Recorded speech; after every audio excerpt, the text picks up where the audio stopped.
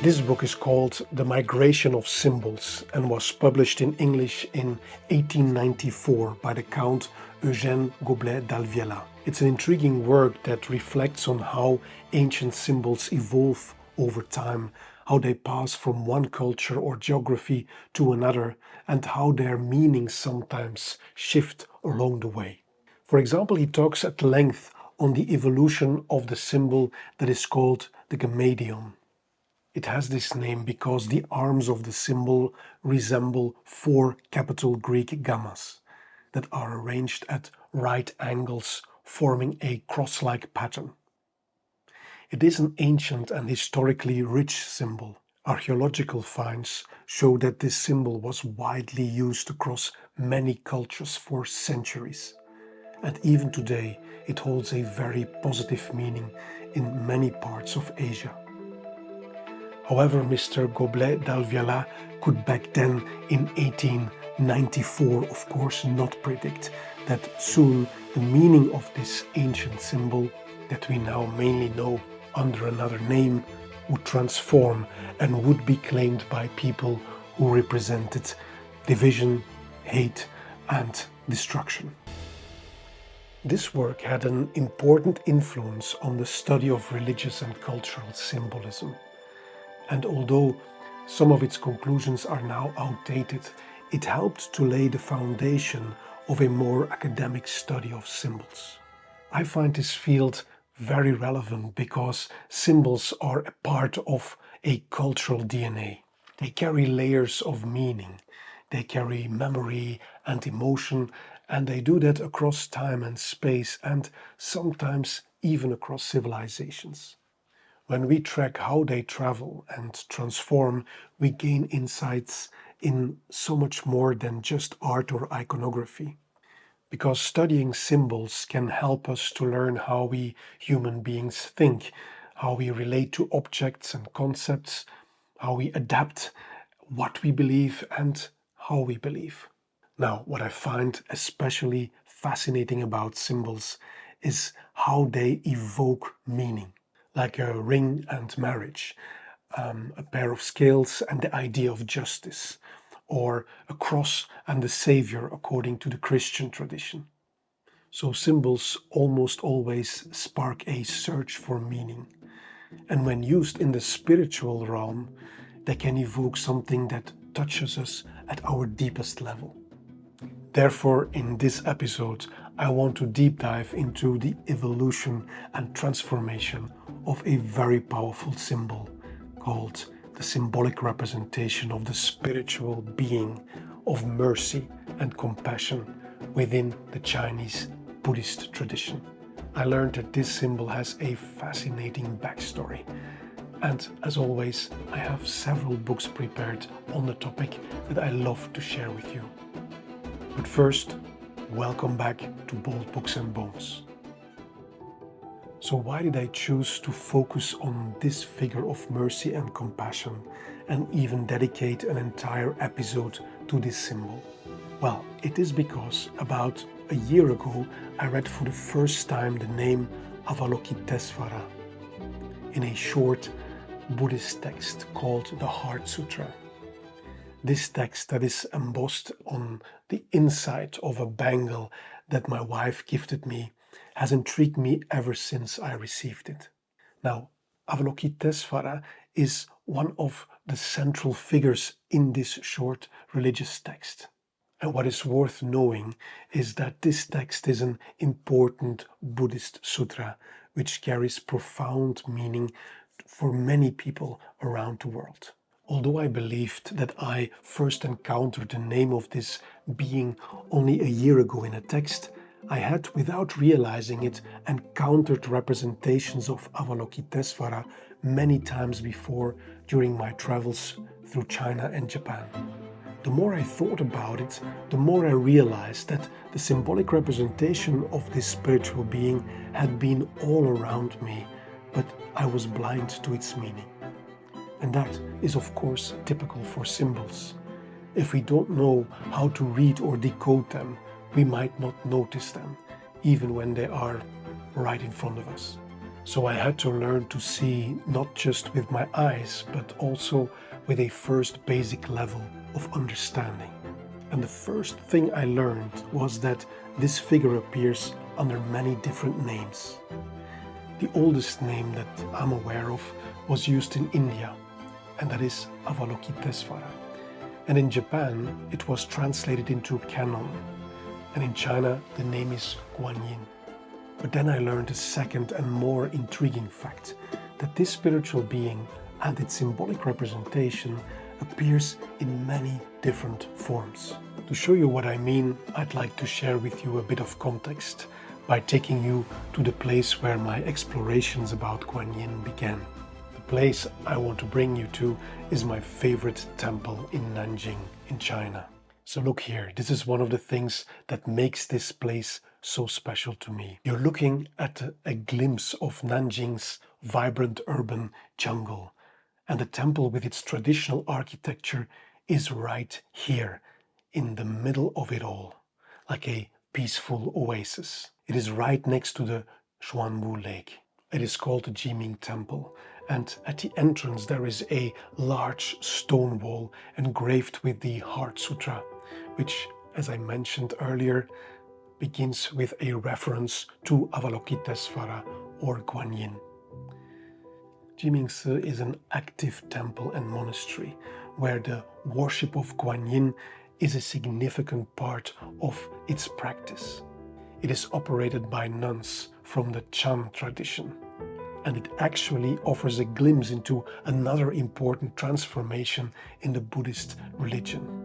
Because the Chan tradition was, in fact, brought from China to Japan in the 13th century, it gradually evolved into what we now recognize as Zen Buddhism. So it's not surprising that Guan Yin, or Canon, as the spiritual being is known in Japan, has a strong and enduring presence within the Zen Buddhism tradition. Now, inside the temple, you may occasionally catch a glimpse of the Chan nuns. They move quietly, always busy, always discreet, and when they interact with visitors, they are polite, warm, and also quietly confident. You often find them working or deep in prayer. The Jiming Temple houses several important representations of this symbol of mercy, and it has a prominent Guan Yin hall. I would love to show them to you. However, there's a strict no picture taking policy inside the different beautiful Buddhist halls of the temple, which one should of course respect. Still, it is important to notice that when it comes to symbols, that not only the form but also the context in which a symbol appears will shape its entire meaning or even its emotional resonance. Therefore, I will at least show you some impressions of the general temple atmosphere from the areas where it was permitted to take pictures. And also I share with you some images I took during a New Year celebration at the monastery. This particular serene and spiritual atmosphere of the temple with its traditional architecture strongly influences how Guan Yin is perceived, how it is experienced, and even how it is understood. With a few drawings, I want to give you an idea of what you would see inside one of the halls that is dedicated to Guan Yin, because it is important to our explorations of this symbol. If we would look at some of the temple halls from above, we would see the outer walls that represent a square or a rectangle. And within it, there is a smaller square. And within that one, we find 2 or 4 large statues of spiritual beings of devotion, among them Guan Yin. They would be like here. Before each section, there are small stools that invite visitors to kneel and bow and enter into their quiet rituals of prayer. Now, as you walk through this and other Buddhist temples and look upon the representations of Guan Yin, you begin to notice how she transforms, how she appears in many distinct manifestations, each one reflecting a unique facet of her compassion. Sometimes she is depicted with a child or children. It is an image that seems easy to relate to. However, in one of the halls, she is represented as a cosmic-like being with many arms, symbolizing the so-called 1000-Armed Guan Yin. Another statue depicts her with 11 heads, while seated upon a large lotus flower. Now my eyes can see it, but my mind struggles to grasp the meaning of these different forms. And one of the many questions I have is if there even is a relationship between these different images.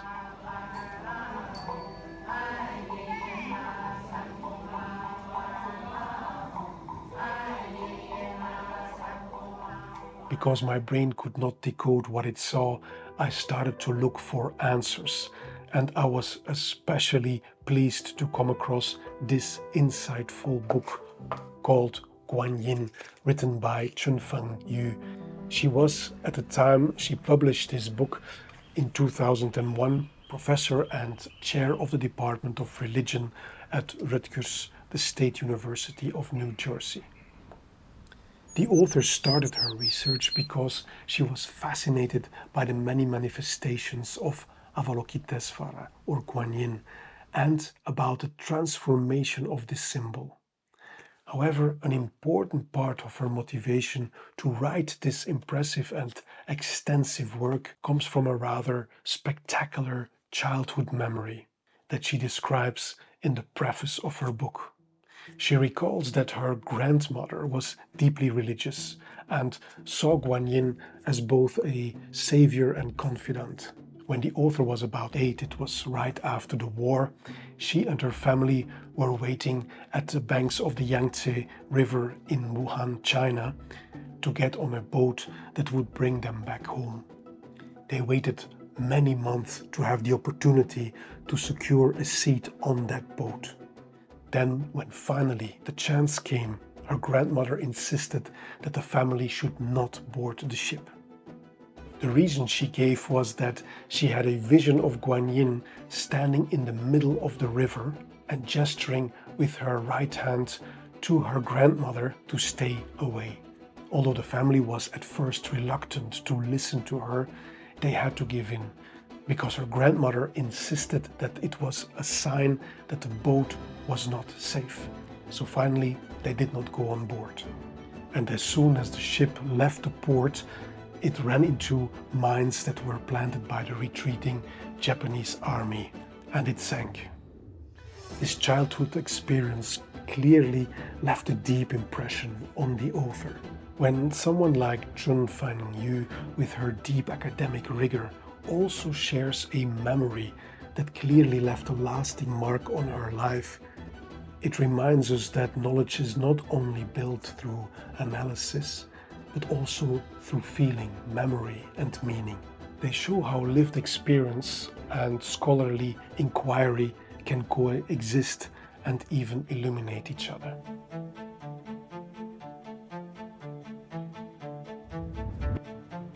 The academic work offers a range of valuable insights on Guan Yin, and it is therefore, of course, a great help in decoding the symbolic meaning of this ancient symbol. We can learn, for example, about the meaning of the name of this spiritual being and about its translation into Chinese. Avalokitesvara is, as mentioned, the original Indian name in Sanskrit and was translated into the Chinese name Guan Yin or Guan Shi Yin, which results apparently from compounding the Sanskrit words Avalokita and Ishvara, meaning the one who perceives the sounds of the world. I find this name beautiful as it conveys a compassionate presence who never turns away from the calls for help of any sentient being. When many years ago I asked why this rather small Jiming temple is visited by so many people, the answer I received from locals was that when you pray in this temple, your prayers are always heard. Now that I understand a little more, I think this is what they meant. that the message was already there in the name of the spiritual being, the one who perceives the sounds of the world. It is the one who never fails to listen.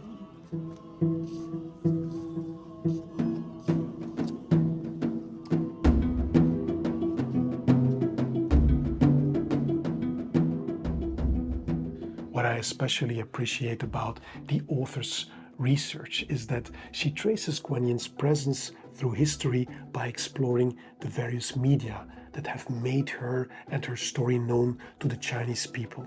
And through this approach, we find some important clues that help to understand the transformations and the more cosmic-like representations of Guan Yin. Let's focus for a moment on some of these clues.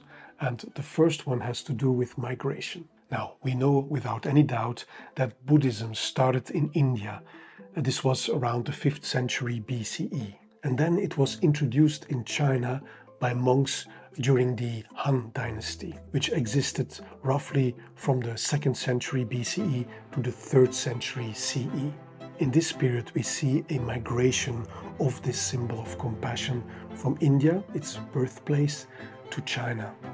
Through the Chinese influences, the Japanese, Korean, and Vietnamese cultures have also adopted her. In Tibet, Avalokitesvara is honored as the spiritual protector of the nation, and the Dalai Lama is believed to be his incarnation. Now, with this migration from one geography to another, we see that this symbol of compassion starts to transform. We could say that depending on the region, different choices have been made in how the symbol of compassion is represented. For example, in its original Indian context, Avalokitesvara was depicted as male. As Buddhism then started to spread in China, we see that gradually there was a preference to depict Guan Yin as female. The author of this book helps us to understand this transition through different types of scriptures and through the way Buddhism was integrated into the Chinese culture. One of the scriptures that is important in this context and that deepens the meaning of this symbol of compassion is called the Lotus Sutra. This essential text that clearly mentions Guan Yin was composed in India probably around the 1st or 2nd century CE. It was originally written in Sanskrit, and it is to this day an influential text in Mahayana Buddhism. I came across this English translation of the text, and what I really appreciate is that it was created to make it accessible to a broader audience, even to those with little or no background in technical Buddhist terms. So it is actually perfect for me. One of the core teachings of the Lotus Sutra is that all beings can achieve Buddhahood. So not just monks or learned people. And there is a strong emphasis on compassion. Also in the Lotus Sutra, the ideal of the Bodhisattva is promoted. And that is an important term for our exploration here. Because Guan Yin is actually a Bodhisattva. Now, a Bodhisattva is different from a Buddha. A Buddha is someone who has attained full enlightenment and is no longer bound by the cycle of birth and death. A Bodhisattva, on the other hand, is someone who is on the path to becoming a Buddha, but chooses to postpone full awakening out of compassion to first help other beings towards peace and spiritual awakening.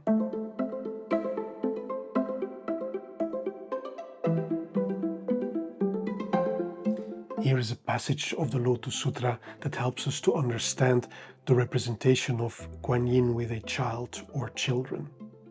We can read the following. If a woman wishes to give birth to a male child, she should offer obeisance and alms to Bodhisattva, perceiver of the world's sounds. And then she will bear a son, blessed with merit, virtue and wisdom. And if she wishes to bear a daughter, she will bear one with all the marks of comeliness, one who in the past planted the roots of virtue and is loved and respected by many persons. But then, chapter 25 of the Lotus Sutra, which is called the Universal Gate of the Bodhisattva Avalokitesvara, describes the ability of Guan Yin to appear in many forms, male or female, divine or ordinary, to relieve the suffering of any sentient being. We read in this text that the Buddha describes 33 different manifestations of the Bodhisattva of Compassion. These manifestations are based on the needs and conditions of those seeking liberation and include a wide variety of beings. Some are divine, others human, and some are even non-human. Now, here are two observations that I find interesting. One is the number 33 that has an important symbolic meaning in several religious and spiritual traditions across the world. But in this case, where does this particular number actually come from? The author Chun-Fang Yu points out that this number might come from the Indian tradition. It refers to the heaven of the 33 gods ruled by the god Indra. So it's possible that this number was carried over from that earlier symbolic world.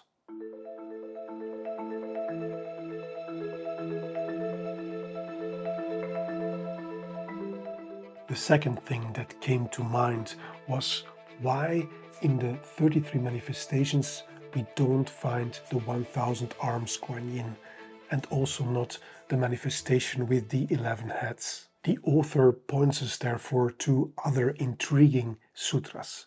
One of them is called the Surangama Sutra, where we can read the following passage, where Avalokitesvara or Guan Yin recounts its own path to enlightenment. This is the passage.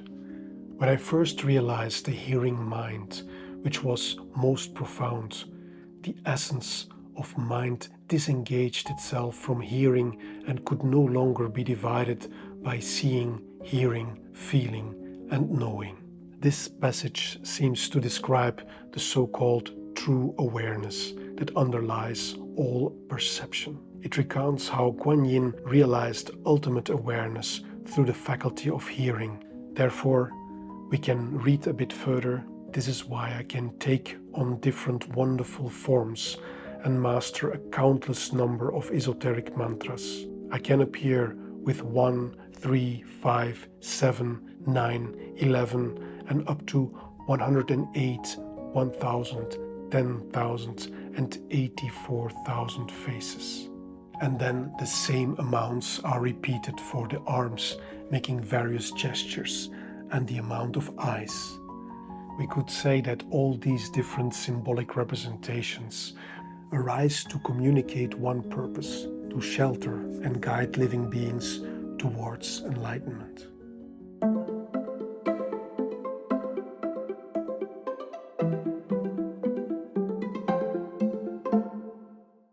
We learn from the author Chun-Fang Yu that one reason why Guan Yin was well received by the Chinese society of that time after being introduced from India, and while China had already its own established religions, is because there was not such a spiritual being existing that was open to anyone's cry for help, regardless of class, background, or whether they were born male or female. So it seems that this concept of mercy and compassion deeply resonated with many people of that era. And through this acceptance, yet another important manifestation of Guan Yin emerged. This time, she appears in the shape of a princess with the name Miao Shan. Now, among the many feminine manifestations of Guan Yin in China, this is probably by far the most familiar and beloved. The story begins with a young princess who refuses to marry. She chooses instead to dedicate her life to Buddhism. Her father, the king, is furious about his daughter's choice, and he is determined to stop her and resort to cruel and extreme measures. Yet the princess remains steadfast, eventually escaping to live a life of contemplation in a remote and peaceful place. 10 years later, the king falls gravely ill. In secret, the princess offers her own eyes and arms so that medicine can be made to save his life. When the king recovers, he insists on meeting this mysterious person who made such an unimaginable sacrifice for him. He journeys to the remote hermitage and then is stunned to discover that it is his long-lost daughter. What follows is a deeply emotional reunion marked by the king's heartfelt repentance. The story reaches its powerful conclusion with the transformation of the princess, now blind and without arms, into a thousand-eyed and thousand-armed Bodhisattva, which represents a radiant symbol of compassion that sees all suffering and reaches out to help in every direction where people ask for help. So we see that this miracle story offers somehow a meaningful explanation of what at first might seem like a strange iconography of the thousand arms and eyes.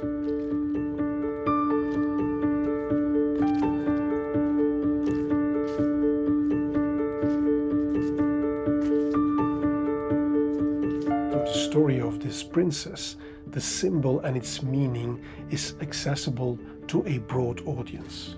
And there's something essential happening here that teaches us a profound lesson about the migration and transformation of symbols. Because we see that when a symbol gains acceptance within a community, it becomes part of that community's culture and often undergoes a transformation or reinterpretation along the way. When I read this, I had to think about the culture I grew up in, which has been strongly influenced by the Christian religious tradition. For example, take this painting by Bruegel. It shows Mary and Joseph arriving in Bethlehem to register for the census as told in the Gospel of Luke. But Bruegel places the biblical scene in a contemporary Flemish village, even surrounded by snow and everyday life in winter. It is a scene that could not be further away from the initial setting of the story. From these examples, we can clearly see how symbols and sacred stories are integrated into local cultures, even into the contemporary world of 16th century Flanders. The same can be said about Guan Yin and her transformation into the Chinese Princess Miao Shan. It might feel strange at first, however, I think it makes a lot of sense, because through this process of the integration of a symbol into one's own cultural context, the symbol becomes more recognizable and relatable to the people of that community. In this way, spiritual figures like Guan Yin transforming into Miao Shan in the Chinese culture, or Mary and Joseph being completely localized through the paintings of Bruegel, show how important symbols are adapted and how they evolve and therefore can reappear and transfer their meaning across time and across cultures. The shifts in meaning don't necessarily dilute a symbol, they rather expand it. If the original meaning does not disappear, it becomes an additional layer in a richer story. So we can say that this act of continuity and renewal of symbols is thus a good way to transmit important knowledge through time. In our case here, the evolution of symbolic representations of the Bodhisattva Guan Yin has carried across the centuries an important message to different human communities, namely to show compassion and mercy to all sentient beings. It is a message that feels especially urgent and necessary in the world we live in today. I hope this episode was useful to you. Please subscribe, share and like this content. And a kind reminder, stay curious and stay free. I thank you for watching. Bye for now.